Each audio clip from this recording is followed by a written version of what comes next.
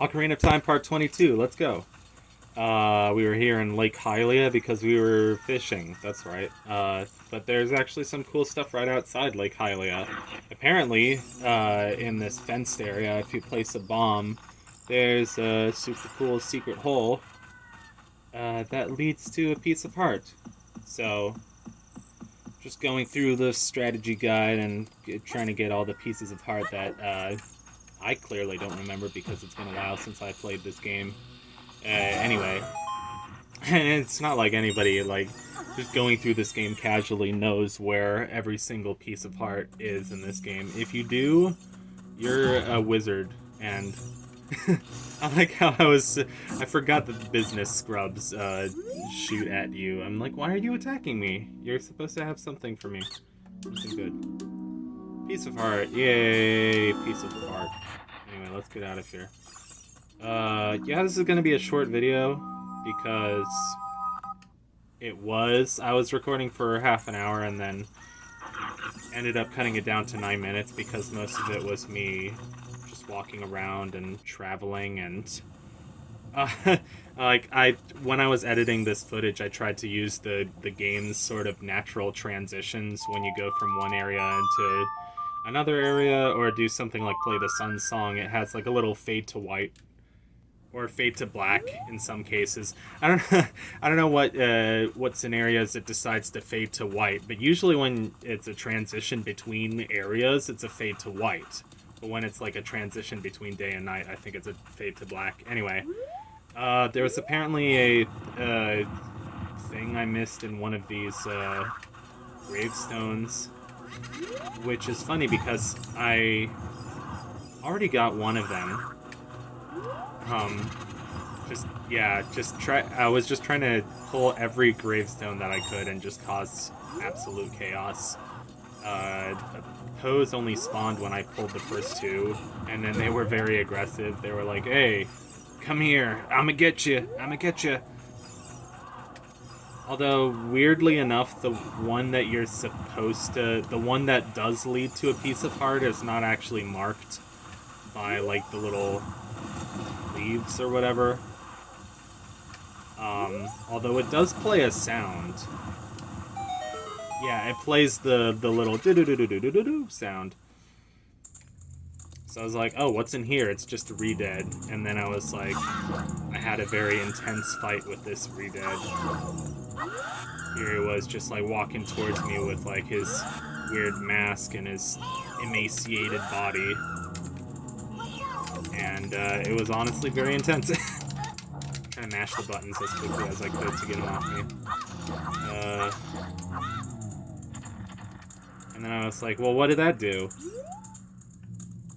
And then I figured, oh, like... I just figured to play the Sun Song because I knew that, like, the Sun Song could kill Re-Deads. Like, not even after you kill them already. It will just, like, make them evaporate, I guess.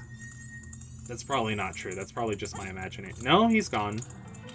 But, yeah, it made a chest appear. I like how I was on top of the chest. Just in the perfect spot. Hey, another piece of heart. And that's our 11th? 12th. 12th complete heart container. And then what's the next thing we're gonna do?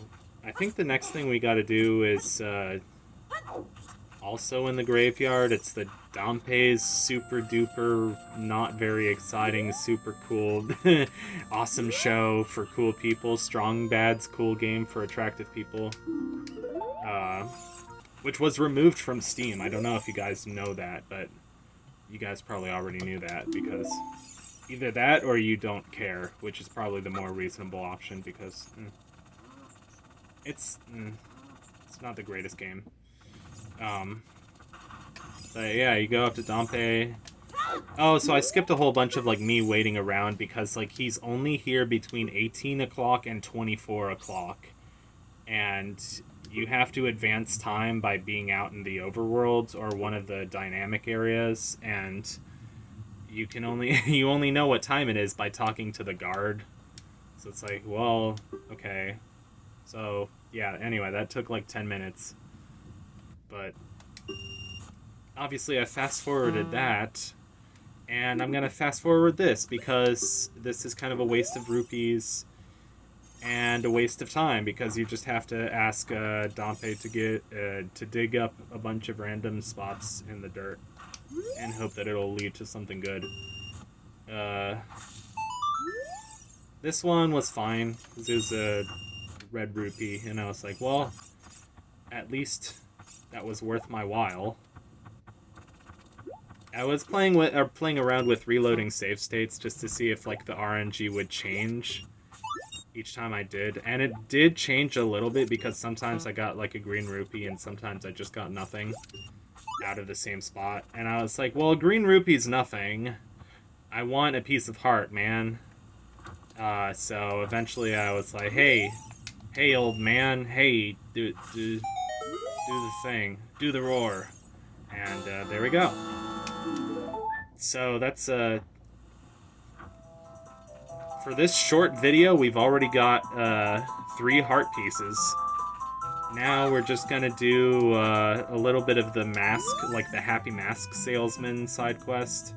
Hee, under that mask, aren't you that Kokiri kid? So, first off, we give the skull mask to the Skull Kid in the Lost Woods. Quite an unusual mask you have there. Hey, why don't you give it to me? Yowza! I'm gonna wear this all the time. I like it when games made in Japan use American slang like yowza. Like, it makes you wonder what the original text was. And then it mentions that you lost money on that deal.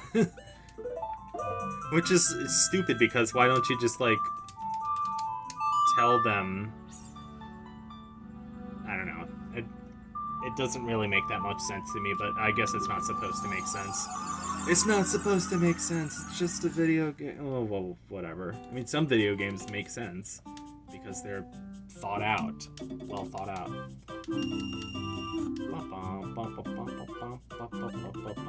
So here's another mask. You'll notice that it's the same mask as the Redeads. it looks, you know what it looks like? It looks exactly like the, it's from a Tim and Eric sketch. I think it's Totino's Pizza Boy, and it looks like that. Little kids can't go on the heart-pounding grave-digging tour. I was wondering why I wasn't getting the dialogue, and then I was like, oh, I don't have the mask on. How does he get us confused with Dompe? That mask looks nothing like Dompe. Will you give that mask to me? And then he admits that it's a quote-unquote different kind of fear than Dompe. A different kind of scary. And then it also mentions that this kid is loaded, and apparently he just had 30 rupees. You can get the new mask model, too.